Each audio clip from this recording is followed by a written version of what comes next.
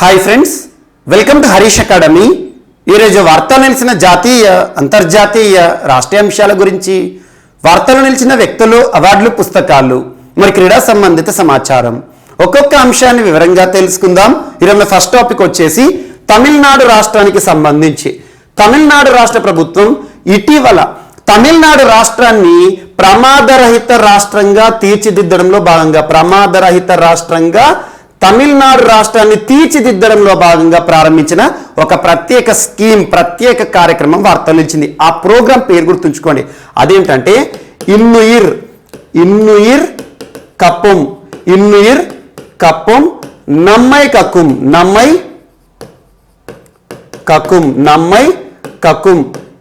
48. ఈ స్కీమ్ పేరు గుర్తుంచుకోండి. ఇటీవల ఏ రాష్ట్ర ప్రభుత్వం ప్రమాదరహిత రాష్ట్రంగా ఆ రాష్ట్రాన్ని తీర్చిదిద్దడంలో భాగంగా ఇన్నుయిర్ కప్పం నమ్మై కక్కుం 48 అనే ఒక ప్రత్యేకమైన స్కీమ్తో వార్తలు ఇచ్చింది. అంటే తమిళనాడు రాష్ట్రం.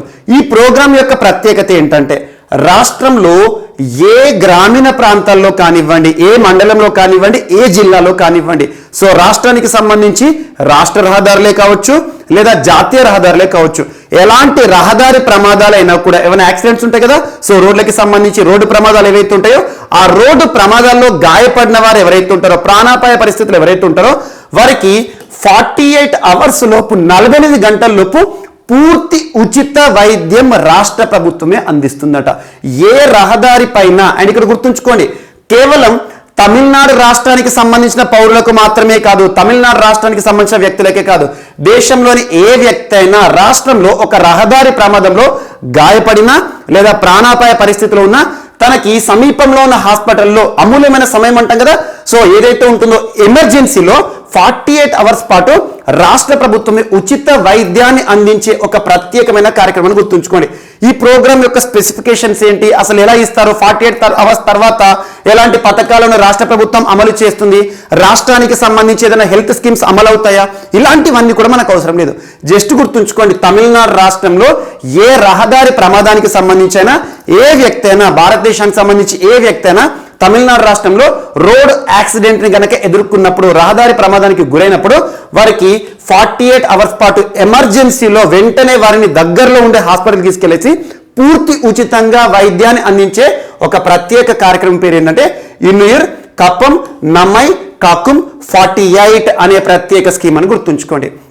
సో ఇలాంటి అంశాలు ఇటీవల తమిళనాడు రాష్ట్రానికి సంబంధించి తరచూ వార్తలు నిలుస్తున్నాయి. ఎగ్జాంపుల్, మనం లాస్ట్ టైం హెల్త్ రిలేటెడ్ ఒక ప్రత్యేక కార్యక్రమాన్ని తమిళనాడు రాష్ట్రానికి సంబంధించి డిస్కస్ చేశాం. హెల్త్ ఎట్ డోర్ స్టెప్ అనే ఒక ప్రత్యేక కార్యక్రమం. ఇది మనకు ఇటీవల కాలంలో వార్తలు ఇచ్చిన మక్కలై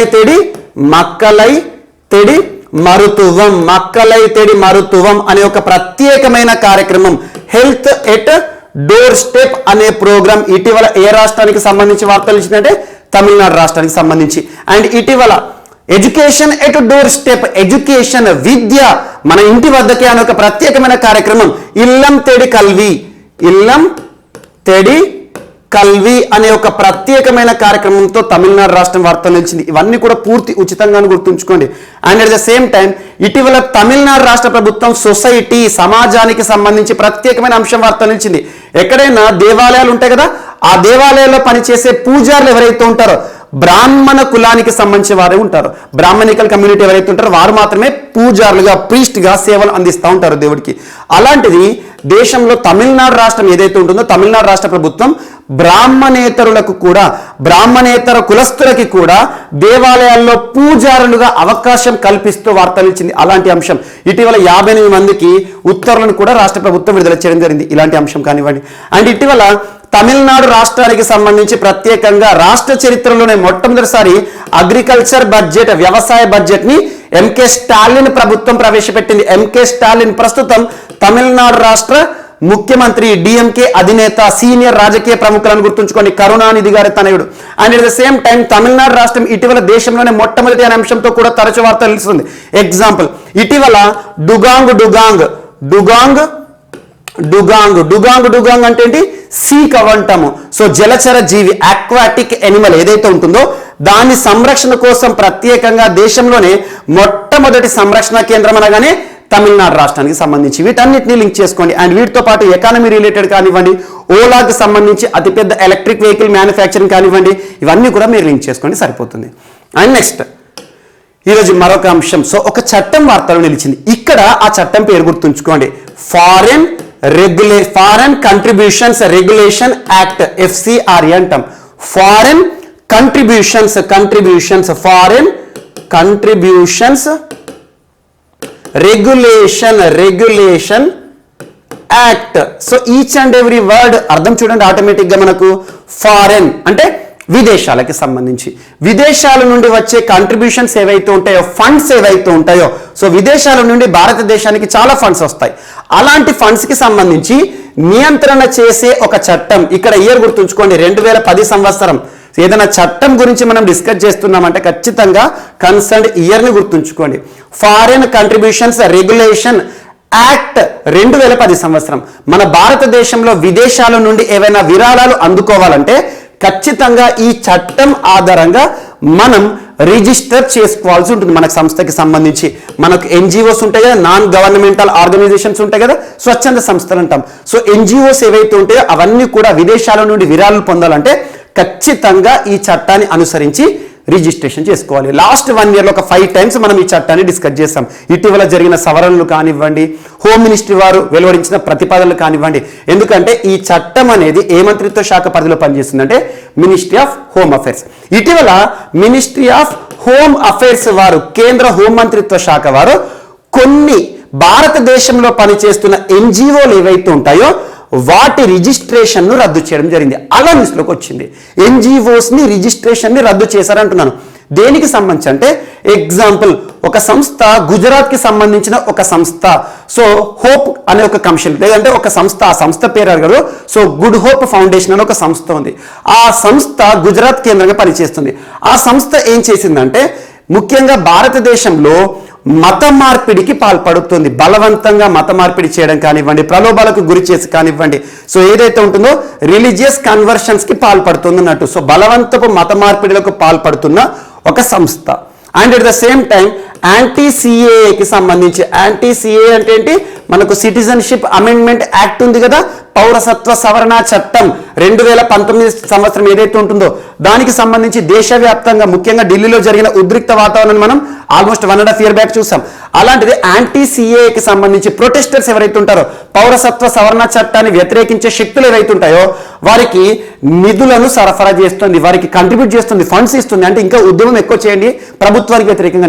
అంటే ఆటోమేటిక్గా ఏమవుతుంది, ఇక్కడ ప్రభుత్వ వ్యతిరేక కార్యకలాపాలకు పాల్పడుతున్న సంస్థలు ఏవైతే ఉంటాయో వాటి రిజిస్ట్రేషన్ ని రద్దు చేశారు. వారు ఇక మీదట కంట్రిబ్యూషన్స్, ఫారెన్ కంట్రిబ్యూషన్స్ ని పొందడానికి అనర్హత వేటు పొందుతూ వార్తలు ఇచ్చాయి. ఇది ఒకటి గుర్తుంచుకోండి. అంటే భారతదేశంలో విదేశాల నుండి ఏదైనా సంస్థ విరాళాలు పొందాలనుకుంటే ఖచ్చితంగా ఈ యాక్ట్ను ఉపయోగించి మినిస్ట్రీ ఆఫ్ హోమ్ అఫైర్స్ ఆధ్వర్యంలో నమోదు చేసుకోవాల్సి ఉంటుంది. సో మన ప్రభుత్వానికే వ్యతిరేకంగా ఏవైతే పనులు చేస్తారో ఆ సంస్థల యొక్క రిజిస్ట్రేషన్ ఏదైతుందో నమోదు మొత్తాన్ని కూడా కొట్టివేయడం జరుగుతుంది. అలా కర్ణాటక రాష్ట్రానికి సంబంధించి, తమిళనాడు రాష్ట్రానికి సంబంధించి, గుజరాత్ రాష్ట్రానికి సంబంధించి కొన్ని NGOలకు సంబంధించి రిజిస్ట్రేషన్ని డీరిజిస్టర్ చేస్తూ మినిస్ట్రీ ఆఫ్ హోమ్ అఫైర్స్ వారు విడుదల చేసిన ఒక ఉత్తర్వులో ఈ చట్టం గురించి డిక్లేర్ చేయడం జరిగింది, ప్రస్తావించడం జరిగింది. అలా న్యూస్లోకి వచ్చింది, గుర్తుంచుకోండి. 2010 అని గుర్తుంచుకోండి సంవత్సరం. అండ్ నెక్స్ట్ ఈరోజు వార్తలు నిలిచిన నదీ ఉత్సవ్. నది అంటే రివర్ ఫెస్టివల్ అనుకోవచ్చు. రివర్ ఫెస్టివల్, ఉత్సవం అంటే వేడుక, రివర్ ఫెస్టివల్ అని గుర్తుంచుకోండి. దేశవ్యాప్తంగా రివర్ ఫెస్టివల్ గడిచిన December 16th ప్రారంభమైంది. రానున్న డిసెంబర్ ఈ కమింగ్ 23rd వరకు నదీ వారోత్సవం అనుకోవచ్చు. నదులకి సంబంధించి ప్రజల్లో అవగాహన కల్పించడానికి, నదుల పట్ల ప్రజలకి అవగాహన కల్పించడం, నదులను సంరక్షించడం ఈ ప్రోగ్రాం యొక్క ఉద్దేశం. ఎవరి ఆధ్వర్యంలో అంటే ministry of Jal Shakti, ministry of culture and tourism and national mission for clean Ganga, ఈ ఆధ్వర్యంలో ప్రారంభమైన గంగా వేడుకలు మరియు లేదా నది వేడుకలు అనుకో, గంగా కాదు, ఎందుకంటే గంగా ఉత్సవ్ని మనం November 1st వీక్న మనం డిస్కస్ చేయడం జరిగింది. November 1st to 3rd అని చెప్పేసి ఎక్స్క్లూజివ్గా గంగా నదికి సంబంధించి. కానీ ఈ నది ఉత్సవం ఏంటంటే భారతదేశంలో ప్రధాన నదులు ఏవైతే ఉంటాయో ప్రధాన నదుల పట్ల గంగా, యమున, గోదావరి, కావేరీ రివర్ ఏవైతే ఉంటాయో వీటన్నిటి పట్ల ప్రజల్లో అవగాహన కల్పించడానికి దేశవ్యాప్తంగా 22 రాష్ట్రాలు 127 జిల్లాల్లో ఈ ఉత్సవ వేడుకలను ప్రారంభించడం జరిగింది. ముఖ్యంగా దీని యొక్క ఉద్దేశం ఏంటంటే నదుల పట్ల క్లీన్లీనెస్ ని ప్రజల్లో అవగాహన కల్పించడం. క్లీన్లీనెస్ అంటే ఏంటి? శుభ్రంగా మార్చాలి, నదులను శుభ్రంగా మార్చడం. And at the same time నదుల పట్ల ఒక డివోషన్ ని కల్పించడం, ప్రజలందరికీ కూడా ప్యాట్రియాటిజం, నదుల పట్ల భక్తిని కల్పించడం. ఇవన్నీ కూడా nature and ecosystem of river ని మనం ప్రొటెక్ట్ చేయడం, ఇవన్నీ కూడా ప్రజల్లో అవగాహన కల్పిస్తారు అన్నట్టు. నదులకి సంబంధించి ప్రజల్లో కొన్ని ప్రాంతాల్లో నదులు అంతరించిపోతున్నాయి. అలాంటి నదులు మనం చాలా చూస్తున్నాం. కొన్ని నదులకు సంబంధించి ఉద్యమాలు కూడా చూస్తున్నాం. ఉమెన్ ఘాట్ రివర్ మూవ్మెంట్ అని చెప్పేసి మేఘాలయ రాష్ట్రం కానివ్వండి, మేఘాలయ రాష్ట్రానికి సంబంధించి లూకా రివర్ వార్తలు నిలిచింది ఇలాంటి నదులు. సో అలా నదుల పట్ల ప్రత్యేక అవగాహన, ప్రజల్లో నదుల సంరక్షణ పైన అవగాహన కల్పించే ఒక కార్యక్రమమే నది ఉత్సవ కార్యక్రమం. డిసెంబర్ 23 వరకు జరుగుతుంది. ఎవరి ఆధ్వర్యంలో? ఉద్దేశం ఏంటి? Cleanliness, nature and ecosystem, patriotism, devotion and spirituality అనే పిల్లర్స్ ఆధారంగా ప్రజలకి అవగాహన కల్పించడం. అండ్ నెక్స్ట్ సో ఒక ప్రత్యేకమైన కార్యక్రమం Ganga express way. Ganga express way దేశంలో నిర్మితమవుతున్న అతి పొడవైన ఎక్స్ప్రెస్ వే అనుకోవచ్చు. గంగా ఎక్స్ప్రెస్ వే అని గుర్తుంచుకోండి. ఏ 2 ప్రాంతాలు అంటే ప్రయాగ్రాజ్ ప్రాంతం, ప్రయాగ్రాజ్ అంటే ఉత్తరప్రదేశ్ రాష్ట్రం, ప్రయాగ్రాజ్ ప్రాంతాన్ని మీరట్తో కలిపే అంటే ఉత్తరప్రదేశ్ రాష్ట్రంలో నిర్మితమవుతున్న ఒక ఎక్స్ప్రెస్ వే. ఈ మధ్యల ప్రాంతాలు Raebareli, Lucknow, Hardoi, Kannauj and Farrukhabad and Budaun and at the same time Amroha. ఈ ప్రాంతాలు అవసరం లేదు, starting point and ending points గుర్తుంచుకోండి సరిపోతుంది. సో గంగా ఎక్స్ప్రెస్ వే ప్రత్యేకతలు ఏంటంటే ఇది 6 లేన్ ప్రాజెక్ట్. 6 లేన్ ప్రాజెక్ట్ అంటే 6 డివైడర్స్ ఉంటాయి సింపుల్ గా. 6 lane project expandable up to 8 lane. So 8 lane vehicles facility ఉంటుంది అన్నట్టు. అంటే 8 మార్గాల ద్వారా వెహికల్స్ వెళ్ళొచ్చు, 8 మార్గాల ద్వారా వెహికల్స్ రావచ్చు అన్నట్టు. సో 8 లేన్ ఫెసిలిటీకి ఎక్స్పాండబుల్ చేయొచ్చు. అండ్ ప్రస్తుతం అయితే 6 లేన్ ప్రాజెక్ట్ గా ప్రారంభమవుతుంది. ఇది ఒక గ్రీన్ ఫీల్డ్ ప్రాజెక్ట్ అని గుర్తుంచుకోండి. గ్రీన్ ఫీల్డ్ అంటే ఏం లేదు, ఒక పనికిరాని ప్రాంతాన్ని పనికొచ్చే ప్రాంతంగా ఒక ఎకానమీ హబ్గా మార్చడమే గ్రీన్ ఫీల్డ్. మనకు చాలా ఎయిర్పోర్ట్లు ఉన్నాయి భారతదేశంలో. గ్రీన్ ఫీల్డ్ ఎయిర్పోర్ట్ భారతదేశంలో శంషాబాద్ ఎయిర్పోర్ట్ ఉంది తెలంగాణ రాష్ట్రం. శంషాబాద్ ఎయిర్పోర్ట్ ని గ్రీన్ ఫీల్డ్ ఎయిర్పోర్ట్ అంటాం. అండ్ ఇటీవల Noida international airport green field airport. Green field అంటే ఏంటంటే ఒకప్పుడు పనికిరాని ప్రాంతాన్ని ఒక అభివృద్ధి, ఒక ఎకనామిక్ గ్రోత్ పిల్లర్ ని ప్రారంభిస్తారు. అక్కడ ఎయిర్పోర్ట్ ని నిర్మించిన తర్వాత శంషాబాద్ చుట్టుపక్కల ప్రాంతాలన్నీ కూడా ఎంతగా డెవలప్ అవుతున్నాయి చూడండి, విదేశీయులు వస్తూ ఉంటారు. అలా ఒక పనికిరాని ప్రాంతాన్ని ఒక ఎకనామిక్ హబ్ గా మార్చడం అన్నట్టు.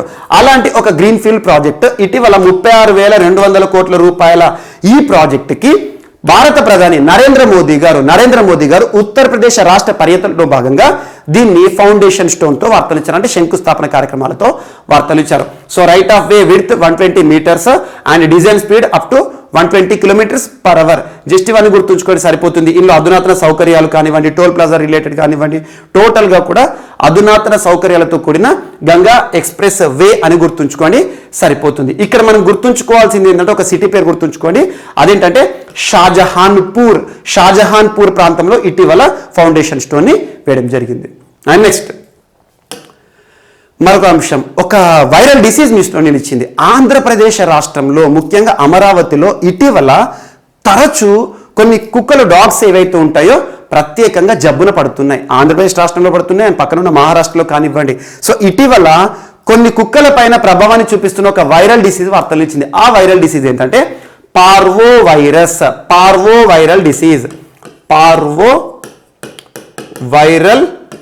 డిసీజ్. ఇటీవల వార్తలు నిలిచిన పార్వో వైరల్ డిసీజ్ వేటికి సంబంధించింది అంటే జంతువులకి సంబంధించింది. వేటికి సంబంధించి? డాగ్స్ పైన, పెట్స్ పైన ప్రభావాన్ని చూపించే ఒక వైరస్. పార్వో వైరస్ అనే ఒక వైరస్ పెట్స్ పైన ప్రభావం చూపిస్తుంది అన్నట్టు. అలాంటి ఈ వైరస్ బారిన పడి చాలా కుక్కలు మరణిస్తున్నాయి కూడా. సో దానికి సంబంధించి అసలు పార్వో వైరల్ డిసీజ్ ఎలా ఉంటుందో చూద్దాం. So parvo virus infection is a highly contagious viral illness among dogs. కుక్కల్లో కనిపించే ఒక అంటువ్యాధి, కాంటాజియస్ డిసీజ్ అని గుర్తుంచుకోండి. ఈజీగా స్ప్రెడ్ అవుతుంది. ఒక డాగ్ వచ్చింది అనుకోండి, సమీపంలో ఉండే అన్ని కుక్కలకు కూడా స్ప్రెడ్ అయిపోతుంది అన్నట్టు, అంటువ్యాధి అన్నట్టు ఇది. అండ్ నెక్స్ట్ వచ్చేసి హౌ ఇట్ స్ప్రెడ్స్ అంటే through faecal oral route, faecal matter దీని యొక్క వేస్ట్ డిశ్చార్జ్ కానివ్వండి, అండ్ ఓరల్ రూట్ దానికి సంబంధించి ఏదైతే ఉందో డాగ్స్ కి సంబంధించి సలైవా జనరేట్ అవుతుంది కదా దాని ద్వారా కానివ్వండి, and at the same time through contact with infected dogs. Infected dogs కి సమీపంలో కనుక ఏదైనా డాగ్ ని కట్టించామనుకోండి, హెల్తీ డాగ్ ని, అప్పుడు కూడా ఈజీగా కాంటాక్ట్ అవ్వడం జరుగుతుంది. And next symptoms associated with parvo viral disease ఏంటంటే వామిటింగ్. డాగ్స్ అనేవి వామిటింగ్ చేసుకుంటాయి, వాంతులు చేసుకుంటాయి. And at the same time drastic weight loss. మంచి హెల్తీగా పుష్టిగా ఉండే ఒక డాగ్ చాలా బలహీనంగా లీన్గా తయారైపోతుంది. అండ్ నెక్స్ట్ వచ్చేసేసి మనకు బ్లడీ డయేరియా అంటే ఏంటంటే రక్తంతో వాంతులు కానివ్వండి, రక్తంతో విరేచనాలు కానివ్వండి డాగ్స్లో చూడడం జరుగుతుంది. అండ్ నెక్స్ట్ వచ్చేసి లెథార్జీ. ఎక్కువగా ఇవి మొత్తం కూడా డల్ అయిపోతాయి, అంటే సోమరితనంగా ఉంటాయి అన్నట్టు. And at the same time so vaccine లేదా ప్రివెన్షన్ మెజర్స్ ఏంటంటే compulsory vaccination of puppies with in 6 to 8 weeks. So dogs కి సంబంధించి రేబీస్ వ్యాక్సిన్ కానివ్వండి ఇవన్నీ చూస్తాం కదా, వ్యాక్సినేషన్ అయిపోయాలి. డాగ్స్ కి వ్యాక్సినేషన్ అనేది ఇంపార్టెంట్. మన పెట్ డాగ్స్ ఏవైతే ఉంటాయో ఖచ్చితంగా వ్యాక్సినేషన్ అనేది పూర్తి చేయాలి. అండ్ నెక్స్ట్ వచ్చేసి puppies must not be allowed to mix with other dogs. ఏదైనా లక్షణాలు కనిపించినప్పుడు, ఈ లక్షణాలు కనిపిస్తే ఆ పప్పీ లేదా ఆ పెట్ ని మిగతా డాగ్స్ కి దూరంగా ఐసోలేషన్ లోకి పంపాలి. అది ఎప్పుడైతే క్యూర్ అవుతుందో అప్పటి వరకు. అండ్ గుర్తుంచుకోండి, ఈ వైరస్ సోకిన డాగ్స్ యొక్క మోర్టాలిటీ, ఫాటాలిటీ రేట్ ఎంత అంటే 90%. వైరస్ వచ్చిందంటే 90 డాగ్స్, 100 డాగ్స్ కి కనుక వైరస్ వస్తే 90 చచ్చిపోతాయి. అంత డేంజర్, ఇది ప్రమాదకరమైన వ్యాధి. And owners must dispose of faeces immediately. ఒకవేళ దీని యొక్క వేస్ట్ డిశ్చార్జ్ ఏదైతే ఉంటుందో దాన్ని ఇమ్మీడియట్ గా స్పెషల్గా శానిటైజ్ చేసేసుకొని అది రిమూవ్ చేయాలి ఓనర్స్ ఎవరైతే ఉంటారో పెంచుకునేవారు. ఒకవేళ కొన్ని డిసీజెస్ ఏవైతే ఉంటాయో ఎనిమల్ నుండి మ్యాన్కి కనుక స్ప్రెడ్ అయిననుకోండి ఇంకా దారుణంగా ఉంటాయి. అలాంటి పరిస్థితులు రావు. బట్ ఇది గుర్తుంచుకోండి, పార్వో వైరస్ అనేది ఇటీవల రెగ్యులర్గా న్యూస్లో నిలుస్తుంది. వేటిపైన ప్రభావం చూపిస్తుంది అంటే డాగ్స్, ఎక్స్క్లూజివ్గా డాగ్స్ అండ్ పెట్స్, ఊర కుక్కలు కానివ్వండి, పెంపుడు కుక్కలు కానివ్వండి. అండ్ నెక్స్ట్ మరొక అంశం, ఈరోజు వార్తల్లో నిలిచిన ఒక ఒప్పందం. ఇది ఏ రాష్ట్రాల మధ్య లేదా ఏ రాష్ట్రానికి ఏ సంస్థకి మధ్య అంటే మనకి మహారాష్ట్ర ప్రభుత్వానికి టాటా మోటార్స్ సంస్థకి మధ్య కుదిరిన ఒప్పందం. ఈ ఒప్పందం యొక్క సారాంశం ఏంటంటే registered vehicle scrappage facility centre ని ఏర్పాటు చేయడం. రిజిస్టర్డ్ వెహికల్ స్క్రాపింగ్ అనే పదం చూడండి. స్క్రాపింగ్ తరచు మనం చూస్తున్నాం. స్క్రాపింగ్ అంటే ఏంటంటే ఒక పనికిరాని వస్తువును టోటల్గా డిస్మాంటిల్ చేశారు అన్నట్టు. సో వెహికల్ స్క్రాపేజ్ పాలసీ ఇటీవల కేంద్ర ఆర్థిక శాఖ మంత్రి మన ministry of finance Nirmala Sitharaman గారు 2021-22 సంవత్సరానికి సంబంధించి ప్రవేశపెట్టబడే బడ్జెట్ ఏదైతే ఉంటుందో అందులో మొదటిసారి వెహికల్ స్క్రాపింగ్ పాలసీ గురించి ప్రస్తావించారు. అలా ఏవైతే కాలం చెల్లిన వాహనాలు ఉంటాయో వాటిని స్క్రాప్గా కన్సిడర్ చేసేసి వాటిని మొత్తం కూడా డిస్మాంటిల్ చేశారు అన్నట్టు. దానికి సంబంధించిన ఐరన్ కానివ్వండి వాటన్నిటిని కూడా రీయూజ్ చేయొచ్చు అన్నట్టు. అలాంటి ఒక రిజిస్టర్డ్ వెహికల్ స్క్రాపింగ్ పాలసీకి సంబంధించి రిజిస్టర్డ్ వెహికల్ స్క్రాపేజ్ సెంటర్ని టాటా మోటార్స్ ఇండియా సంస్థ మహారాష్ట్రలో ఏర్పాటు చేయడానికి సంబంధించిన ఒక ఒప్పందం వార్తలు ఇచ్చింది. ప్రయాణం కనీసం 35,000 వాహనాలను స్క్రాప్ చేస్తాయి, ఇవన్నీ కూడా స్క్రాపింగ్ చేసేస్తాయంట. సో ఇక్కడ ministry of roadways and highways Nitin Gadkari గారి సమక్షంలో జరిగిన ఒప్పందం వార్తలు ఇచ్చింది. ఎందుకంటే నితిన్ గడ్కరీ గారు మహారాష్ట్రకి సంబంధించిన వ్యక్తి, ప్రస్తుతం కేంద్ర మంత్రిగా ఉన్నారు, యూనియన్ మినిస్టర్గా ఉన్నారు, ministry of roadways and highways, flyover man of India అంటారు. మహారాష్ట్ర రహదారుల నిర్మాణంలో తనదైన ప్రత్యేక ముద్ర చరిత్రలో నిలిచిపోతుంది. అండ్ నెక్స్ట్ మరొక అంశం, సో ఇటీవల వికాస్ పోర్టల్ అనే ఒక ప్రత్యేక పోర్టల్ వార్తలు ఇచ్చింది. వికాస్ పోర్టల్ ఎవరికి సంబంధించిందంటే మినిస్ట్రీ ఆఫ్ రూరల్ డెవలప్మెంట్, గ్రామీణాభివృద్ధి మంత్రిత్వ శాఖ, కేంద్ర గ్రామీణాభివృద్ధి మంత్రిత్వ శాఖ. ప్రస్తుతం ఎవరు కన్సర్న్ మినిస్టర్ గా డ్యూటీస్ డిశ్చార్జ్ చేస్తున్నారు? గిరిరాజ్ సింగ్ గారు. సో గిరిరాజ్ గారు ఇటీవల ఈ వికాస్ పోర్టల్ ని ప్రారంభించడం జరిగింది. ఈ పోర్టల్ యొక్క ప్రత్యేకత ఏంటంటే భారతదేశంలో ల్యాండ్ అక్విజిషన్ యాక్ట్ ఆధారంగా, ల్యాండ్ అక్విజిషన్ అంటే ఏంటి? ల్యాండ్, భూమి, అక్విజిషన్ అంటే సేకరణ. సో ప్రభుత్వాలు, వివిధ రాష్ట్ర ప్రభుత్వాలు, భారతదేశంలోని రాష్ట్ర ప్రభుత్వాలు మరియు కేంద్ర ప్రభుత్వాలే కదా, వాటికి సంబంధించి భూసేకరణ ఆధారంగా ఎంత భూమిని సేకరించడం జరిగింది, ఆ సేకరించిన భూమిని అభివృద్ధిలో భాగంగా ఎంతవరకు యూజ్ చేశారు, అలా అంశాల్లో భాగంగా ర్యాంకింగ్స్ ఇస్తారన్నట్టు. రాష్ట్రాలకు బహుమతులను ప్రదానం చేస్తారు.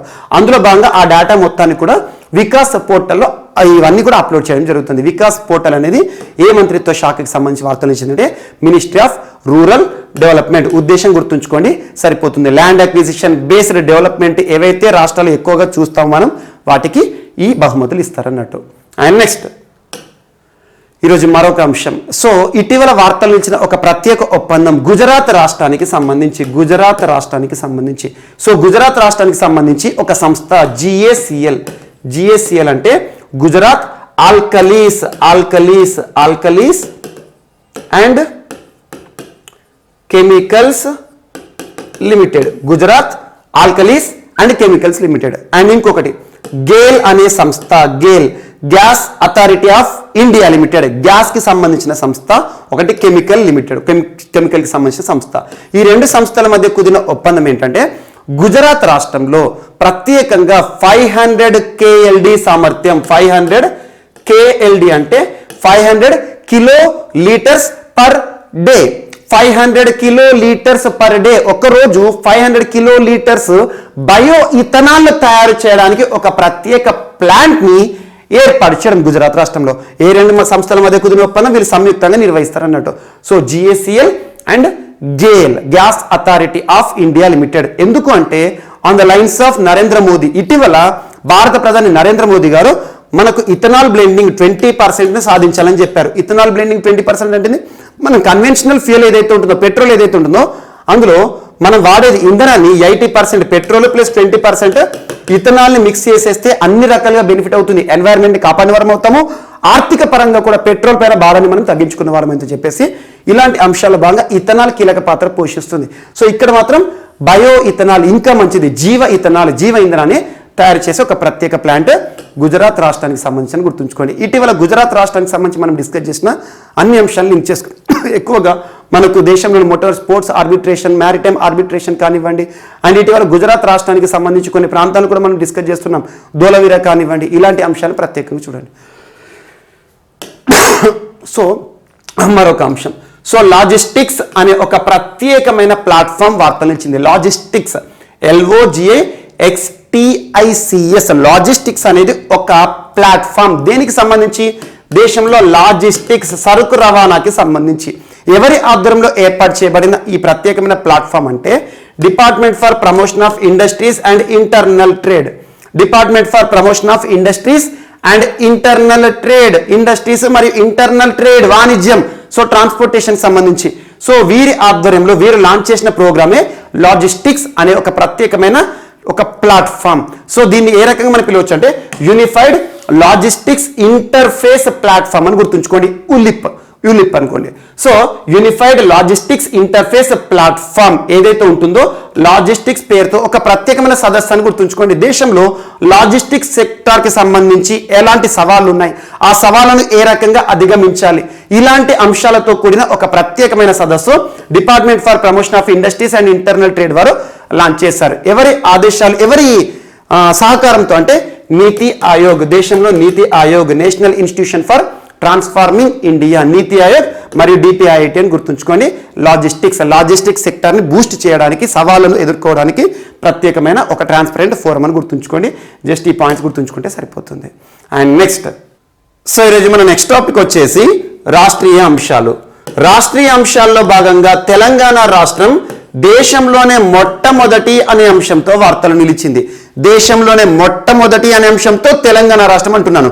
ఇక్కడ ఒక సెంటర్ పేరు గుర్తుంచుకొని ప్రత్యేకంగా ఏర్పాటు చేయబడిన ఒక కేంద్రం. అదేంటంటే ఇండియాస్ ఫస్ట్ ఎవర్, భారతదేశంలోనే మొట్టమొదటి international arbitration mediation centre, IAMC అని గుర్తుంచుకోండి. ఇంటర్నేషనల్, అంతర్జాతీయ ఆర్బిట్రేషన్, వివాదాల పరిష్కారం కోసం మరియు మధ్యవర్తిత్వం కోసం ఏర్పాటు చేయబడిన ఒక ప్రత్యేక కేంద్రం. పేరు గుర్తుంచుకోండి సరిపోతుంది. International arbitration and mediation centre దేశంలోనే మొట్టమొదటిది. ఎక్కడ ఇటీవల కాలంలో ఏర్పాటే వార్తలు ఇచ్చిందంటే తెలంగాణ రాష్ట్రం. తెలంగాణ రాష్ట్ర రాజధాని హైదరాబాద్ వద్ద దీన్ని ఏర్పాటు చేయడం జరిగింది. ఎవరు ఏర్పాటు చేశారంటే ప్రస్తుతం భారత ప్రధాన న్యాయమూర్తి, supreme court CJI of India, chief justice of India ఎవరు? NV రమణ గారు మరియు రాష్ట్ర ముఖ్యమంత్రి KCR గారు ఇటీవల హైదరాబాద్ లో దేశంలోనే మొట్టమొదటి international arbitration and mediation centre. Arbitration అనే పదం, ఇక్కడ పదం గుర్తుంచుకోండి. ఆర్బిట్రేషన్ అనే పదం ఎక్కడ కనిపించినా గుర్తుంచుకోండి. That is the term related to dispute resolve అని గుర్తుంచుకోండి. అంటే వివాదాల పరిష్కారం అనే ఒక అర్థాన్ని ఇవ్వడానికి ఆర్బిట్రేషన్ అనే పదాన్ని వాడతాం మనం. అలా ఇటీవల చాలా ఆర్బిట్రేషన్ సెంటర్స్ మనం చూస్తున్నాం. ఎగ్జాంపుల్ దేశంలోనే మొట్టమొదటి maritime arbitration, India's first ever maritime arbitration. Maritime అనే పదానికి అర్థం ఏంటి? సో సముద్ర ప్రాంతాలకి సంబంధించి సముద్ర అనే పదం ఒక అర్థం ఇస్తుందని చెప్పాను. మ్యారిటైమ్ ఆర్బిట్రేషన్, సముద్ర ప్రాంతాలకు సంబంధించిన వివాదాల పరిష్కార కేంద్రం, India's first ever maritime arbitration సంబంధిత అంశంతో గుజరాత్ రాష్ట్రం వార్తలు నిలిచింది గాంధీనగర్కి సంబంధించి. అలా ఇటీవల దేశంలోనే మొట్టమొదటి sports arbitration centre. Sports arbitration centre అంటే ఏంటి? స్పోర్ట్స్ క్రీడలకి సంబంధించి వివాదాల పరిష్కారం కోసం ఏర్పాటు చేయబడిన మొట్టమొదటి కేంద్రం. ఇది కూడా గుజరాత్ రాష్ట్రం. సో ఇటీవల కాలంలో ఆర్బిట్రేషన్ అనే పదం తరచూ కనబడుతుంది మనకు. సో ఇక్కడ ఆర్బిట్రేషన్ అంటే వివాదాల పరిష్కారం కోసం. ఎలాంటి వివాదాలు? సో సివిల్ ప్రాబ్లమ్స్ కానివ్వండి, ఆర్డినరీ ప్రాబ్లమ్స్, కామన్ మ్యాన్ ప్రాబ్లమ్సే కావచ్చు, కమర్షియల్ ప్రాబ్లమ్సే కావచ్చు, కమర్షియల్ కేసెసే కావచ్చు. కోర్టుల బయట అంటే ఏంటి? సో న్యాయస్థానాలు ఏవైతే ఉంటాయో న్యాయస్థానాల వెలుపల, న్యాయస్థానాల బయట వివాదాల పరిష్కారం చేసే కేంద్రం అని గుర్తుంచుకోండి. ప్రస్తుతం న్యాయ వ్యవస్థలో మనం జడ్జీలకి సంబంధించి చాలా వరకు స్కేర్స్ కండిషన్ చూస్తున్నాం. జడ్జీల సంఖ్య అనేది పరిమితమై ఉంది. అంటే ప్రస్తుతం భారతదేశంలో చాలా కేసులు న్యాయ వ్యవస్థలో పెండింగ్ లో ఉన్నాయి. ఇలాంటి పెండింగ్లు న్యాయ వ్యవస్థలో ఉన్నాయి కాబట్టి ఇలాంటి ఆర్బిట్రేషన్ సెంటర్స్ అనేవి మనం చూస్తూ ఉంటాం. సో దేశంలోనే మొట్టమొదటిసారి కోర్టుల బయట అన్నట్టు. సో కోర్టుల బయట మధ్యవర్తిత్వం తీసేసుకొని వివాదాల పరిష్కారం కోసం ఏర్పాటు చేయబడిన India's first ever international arbitration and mediation centre ఇటీవల ఎక్కడ ఏర్పాటైంది? తెలంగాణ రాష్ట్రం హైదరాబాద్ అని గుర్తుంచుకోండి. ఎన్వి రమణ గారు, భారత ప్రధాన న్యాయమూర్తి ఎన్వి రమణ గారు మరియు తెలంగాణ రాష్ట్ర ముఖ్యమంత్రి కేసీఆర్ గారి చేతుల మీదుగా దీన్ని హైదరాబాద్ లో ఇటీవల ప్రారంభించడం జరిగింది. జస్ట్ గుర్తుంచుకోండి. అలా ఇటీవల India's first ever maritime arbitration, India's first ever sports arbitration ఇలాంటి అంశాలు లింక్ చేస్తూ చూడండి. ఇక తెలంగాణ రాష్ట్రం విషయానికి సంబంధించి ఇటీవల దేశంలోనే మొట్టమొదటి సీడ్ కాప్టర్స్ అంటే ఏంటి? ఎక్కడైతే మనిషి వెళ్ళలేని ప్రదేశాలకి కూడా డ్రోన్ల సహాయంతో విత్తనాలను నాటే కార్యక్రమం, ప్లాంటేషన్ యాక్టివిటీ సంబంధిత అంశం అండ్ హరిత నిధి అనే ఒక ప్రత్యేక అంశాన్ని మనం చూసాం.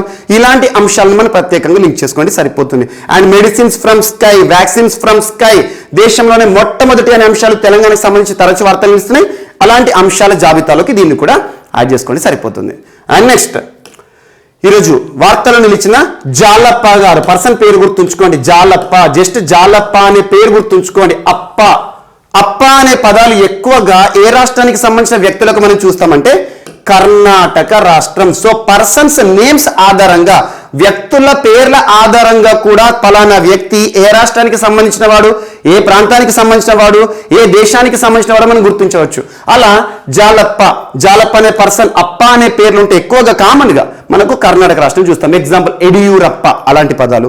అండ్ ఖండు అనే పదాలు ఏ రాష్ట్రానికి సంబంధించిన వ్యక్తులకు మనం చూస్తామంటే అరుణాచల్ ప్రదేశ్, పెమా ఖండు ప్రస్తుతం అరుణాచల్ ప్రదేశ్ రాష్ట్ర ముఖ్యమంత్రి. అండ్ బెనర్జీ, ముఖర్జీ ఇలాంటి పేర్లు జీజీతో ఎండ్ అవుతాయి. ఇలాంటి పేర్లు మనం వెస్ట్ బెంగాల్ రాష్ట్రానికి సంబంధించిన వ్యక్తులకి చూస్తాం. అండ్ మనకి రావత్ అనే పేర్లు ఎక్కువగా రావత్, బిపిన్ రావత్ అండ్ త్రివేంద్ర సింగ్ రావత్, తీరత్ సింగ్ రావత్ అనే పేర్లు వచ్చాయంటే మనము ఉత్తరాఖండ్ రాష్ట్రానికి సంబంధించి. అండ్ ముండా అనే పేర్లు కరియా ముండా, బిర్సా ముండా ఇలాంటి, అర్జున్ ముండా అనే పేర్లు ఎక్కువగా మనం ఎక్కడ అంటే జార్ఖండ్ స్టేట్ కి సంబంధించి చూడడం జరుగుతుంది. సో ఇలాంటి వ్యక్తుల పేర్లు గెహ్లాట్ కానివ్వండి, పనగరి అనే పేర్లు ఎక్కువగా మనం రాజస్థాన్ కి సంబంధించిన పర్సన్స్ కి చూస్తూ ఉంటాం. అలా ఒక్కొక్క రాష్ట్రానికి సంబంధించి కేరళ రాష్ట్రం విషయానికి వస్తే నాయర్, అయ్యంగార్ అనే పేర్లను చూస్తాం. సో అప్ప అనే పేర్లు ఎక్కడ మనకు జాలప్ప. సో కర్ణాటక రాష్ట్రం బిఎల్ జాలప్ప, యాక్చువల్ పూర్తి పేరు బిఎల్ జాలప్ప అని గుర్తుంచుకోండి సరిపోతుంది. ఎగ్జామినేషన్ పాయింట్ ఆఫ్ వ్యూలో కర్ణాటక రాష్ట్ర చరిత్రకి సంబంధించిన వ్యక్తులు గుర్తుంచుకుంటే సరిపోతుంది. మన రాష్ట్రానికి సంబంధించి పోటీ పరీక్షలు అడగరు. కాకపోతే నేషనల్ లెవెల్ ఎగ్జామ్స్ ఏవైతే ఉంటాయో సిజిఎల్ కానీ, మనకు కంబైన్డ్ హైయర్ సెకండరీ లెవెల్ కానివ్వండి, ఇలాంటి పోటీ పరీక్షలు అడిగే అవకాశం ఉంటుంది. ఇటీవల మరణిస్తూ వార్తలు నిలిచిన మాజీ కేంద్ర మంత్రి. సో మాజీ కేంద్ర మంత్రి కాబట్టి important. So union minister, former union minister అంటే కేంద్ర మంత్రి, టెక్స్టైల్ శాఖ మంత్రిగా చాలా ఏళ్ల పాటు విధులు నిర్వర్తించారు. తను ఏ రాజకీయ పార్టీకి సంబంధించిన సీనియర్ ప్రముఖులు అంటే ఐఎన్సి, ఇండియన్ నేషనల్ కాంగ్రెస్ కి సంబంధించిన సీనియర్ ప్రముఖులు, రాజకీయ ప్రముఖులు ఇటీవల అనారోగ్య సమస్యలు మరియు వృద్ధాప్య సమస్యల కారణంగా, వృద్ధాప్యం అంటున్నాను యాక్చువల్ గా 1925 ఇయర్ లో తను జన్మించడం జరిగింది. ఆల్మోస్ట్ ఒక 96 ఇయర్స్ ఆఫ్ ఏజ్ దగ్గర 96 ఇయర్స్ వయసులో తను ఇటీవల మరణిస్తూ వార్తలు ఇచ్చారు. కర్ణాటక రాష్ట్రం గుర్తుంచుకోండి సరిపోతుంది. అండ్ నెక్స్ట్ ఈరోజు వార్తలు నిలిచిన గ్యాబ్రియల్ బోరిక్ పర్సన్ పేరు గుర్తుంచుకోండి, గ్యాబ్రియల్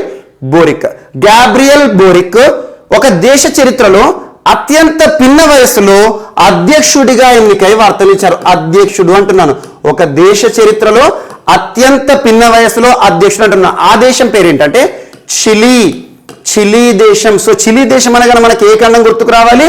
సౌత్ అమెరికా ఖండం. దక్షిణ అమెరికా ఖండంలో వెస్టర్న్ ప్రాంతం, పశ్చిమ ప్రాంతంలో ఉండే ఒక దేశమే చిలీ దేశం. చిలీ దేశం యొక్క రాజధాని ఏంటి? శాంటియాగో.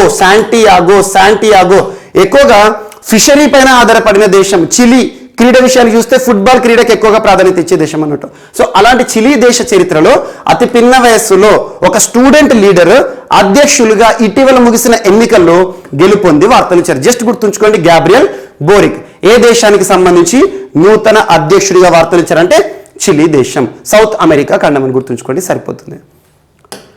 అండ్ నెక్స్ట్ ఈరోజు వార్తలు నిలిచిన పుస్తకాల విషయానికి వస్తే, సో ఫస్ట్ పుస్తకం ఈరోజు వార్తలు ఇచ్చింది మహారాష్ట్రకి సంబంధించిన ఒక ప్రత్యేక పుస్తకం. మహారాష్ట్రకి సంబంధించిన వారు రాసిన పుస్తకం.